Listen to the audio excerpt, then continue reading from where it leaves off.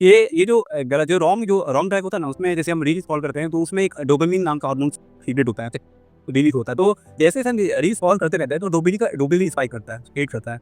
तो इसकी वजह से हमको और इंटरेस्ट आता है। तो जैसे हम रील स्क्रॉल करते हैं, डोपामाइन हिट होता है, क्रिएट होता है, तो उससे ज़्यादा और हिट होता है, तो और मन करता है। तो उसको हम अवॉइड नहीं कर सकते, उसे हम गेट ओवर नहीं हो सकते उससे रील से, क्योंकि डोपामाइन हिट हुआ है। मेन प्रॉब्लम आपको डोपामाइन को हैक करना होगा। फर्स्ट ऑफ ऑल, सबसे पहले आपको डोपामाइन को हैक करना होगा। अपने माइंड तो सबसे पहले तो आपको माइंड को हैक करना है। माइंड को हैक कैसे करना है? डोपामाइन को हैक करना है। तो डोपामाइन जो गलत जो रॉन्ग चीज़ को देख करके होता है, जो रील देख करके होता है, तो उस डोपामाइन को किसी तरह कंट्रोल करना है, उसको अवॉइड करना है।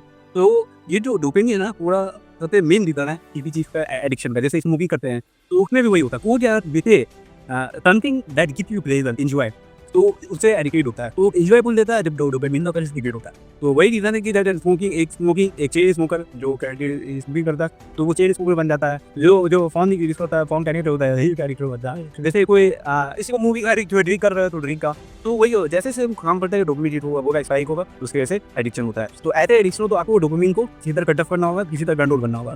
तो आप जब फ़ोन कंटिन्यू यूज़ करेंगे, आपको पता है उसमें यूवी रेज़ होता है, जो बहुत मोस्ट हार्मफुल रेज़ है।